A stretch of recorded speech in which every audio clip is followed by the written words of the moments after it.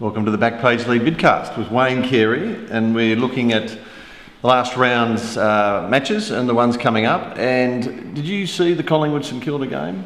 I went along, sat in the outer. Fair to say, no abuse towards myself or any of the other players, so fairly quiet. It was. You weren't abused by Eddie? No, not abused by anyone. Actually, I've been to a few games lately. Not always in the outer. Sometimes I'm in the comfort of the box. But I did sit in the outer on Friday night and thoroughly enjoyed the first half. Got a bit messy after that. Speaking of the box, Collingwood put St Kilda well and truly back in its box, didn't they? Oh, look, they did. I think they just had. I think St Kilda's pressure in the first half was really good. They were in the game, missed some important goals. Rewalt, he's double teamed, he's triple teamed. They have to have other options up there.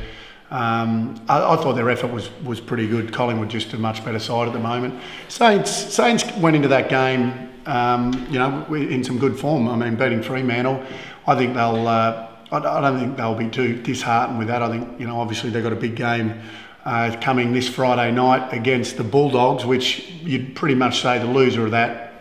Definitely right off the 8. Outski. Yep. The thing about it is there's been a lot of results go the way of the Saints and the Bulldogs. I mean, I think they're a game out of the 8 or something. So, the winner of that can probably still certainly make it. I think the loser are going to be very difficult. And in saying that, I think the Saints are in better form, unfortunately. An interesting sidelight to that St Kilda Collingwood game is Warnie's tweeting, mid-match. Anyone that tweets is a twit. It's a message for you, Warnie. No, but that's not a Warnie. No, I'm not causing a fight with Warnie. But just anyone that tweets about their life or what they're thinking. Agreed. Boy, I'd have a soap opera if I tweeted. Imagine if you have one anyway. You'd have a soap opera. So no, I'm not into the tweeting. Okay, you're not. Some celebs/stars/public figures are. They seem to think we're interested in their lives, which most of the time we're not. But Warnie's observations as a long-time St Kilda man and a sort of reasonably knowledgeable footy supporter, I think are interesting. He said St Kilda have got to start attacking, and I think mid-match he said any chance of putting Goddard, Fisher or Gilbert up forward, Rewalt is being triple teamed. Ross Lyon, please attack more. You can't just defend against a team of Collingwood's quality. Yeah, very, it's very easy sitting on the sidelines making those assumptions, isn't it? Look, they have tried all of those things before. For those of you who don't, Fisher played through the midfield on the weekend, so he was forward. He didn't play down back. He wasn't playing on a defender. He was playing through the midfield to obviously give them more drive. Yep. We know that they've tried Gilbert forward before. He can't kick. Yeah, not a great kicking goal. So Goddard drifts between the midfield, forward, bit down, back. So, I mean, there was a mixture of that there. Unfortunately for the Saints, they're not getting their hands. They didn't get their hands on the ball in the second half, and Collingwood really dominated the game. So, like I said, it is very easy. They've got themselves to 3 grand finals by playing that style of footy. Look, I'm sure they'll change a few things and try a few different things, but throwing those guys forward, I think what he had tried certainly was Fisher through the midfield, and also we know that they've tried Gilbert, and Goddard plays pretty much all over the ground anyway. But you've been in that position that Rewalt finds himself, where you're getting double and triple teamed all the time, and the midfielders are kind of programmed to kick it to you. I mean, Rewalt would probably appreciate it.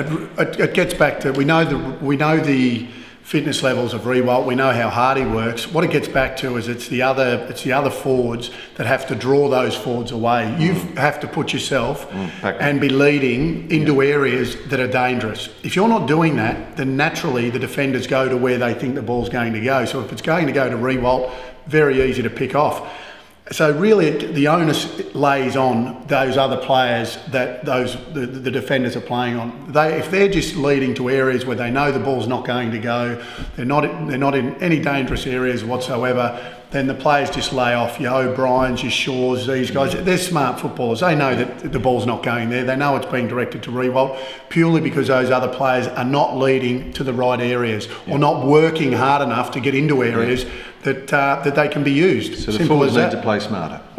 play a lot smarter. So I don't know exactly, without knowing their training drills and knowing what they're doing down there, certainly that's an area that they have to look at. Okay, you touched on this Friday night's game, the Bulldogs against St Kilda, a really big game for both sides.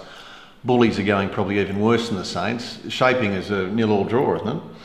Oh no, well I think that the winner can still look forward and maybe look at playing some finals footy. I think the loser can just about pack up for the year, and that's going to sound harsh, but that's the reality of it. What is there, 11, 12 games to go, whatever it is, 11 games to go, and they'd probably have to win 8 of those, and in the competition and the closeness of the competition be very tough. Yep. I think another game you saw on the weekend was North and Adelaide, 2 of your old clubs.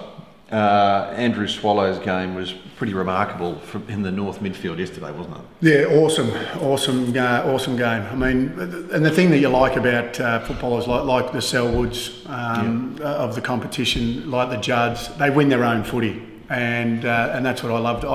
You go to the footy to watch those type of players. He was. Do you? Or the spectacular guys? No, the guys that win their own footy. I mean, I watched Geelong Carlton 2 weeks ago now. And love Selwood's game, love Judd's game. Thoroughly enjoyed his first quarter, and obviously he had a terrific game all round. Interesting game next week. Comes up against his brother, his younger brother for that matter. So good point. That'll be an interesting duel in itself because number 1 draft pick and can play a bit the lad, but I don't think you ever put it over the older brother, do you? So it'll Andrew be. Would have had him in a headlock. And I don't think Guy McKenna would play brother on brother. Have we ever seen brother on brother? I'm sure we have at some stage, but I reckon Glenn and Alec Jakovic might have played on each other. Yeah, so that'll be an interesting byproduct of what will be an important game for the Kangaroos because they're only I think a game out of the 8 now themselves. So if they can go up to the Gold Coast, pinch a win, all of a sudden they're amongst the chances to make the 8 again. I'm just going to have a whinge at this point. Andrew Swallow only got 9 votes, I think, in the Age, which I thought was ridiculous. If ever there was a 10-vote game, that was it. What more can you do? And I think Chris Judd got 1 vote in the Herald Sun so he was in the 5 best on ground in their match of the weekend, and by every consensus was not had a really poor game. Just goes to show that he attracts the eye, and there was some suggestion that he might even get 3 votes during the bye. It just goes to show you that just like footballers, some journos have off games. I can't remember ever having one, but yeah. Now Melbourne beat Essendon on Friday night, and you reckon you picked the Demons, did you? I did pick the Demons. Picked the Demons to win. I thought that, obviously the Bombers coming off the bye. Obviously no Joe Watson, which was the week before also, but coming off the bye and the pounding that Melbourne copped during the week, although albeit I think sort of blown out of proportion, Dean Bailey doing a fair bit of that himself, which is a little bit of a concern that you have to manufacture spirit, and let's be honest, they showed a lot of spirit, but a lot of it was manufactured, I thought the comments that were made were not necessarily made at Melbourne. They were made about the game itself. Carlton were actually, having a bit of a crack at themselves, saying they were playing bruise-free footy. So, how do they get up next week? Is it manufactured again, or do they go out and have another, have a good win, 2 wins in a row without having that pressure on them during the week? But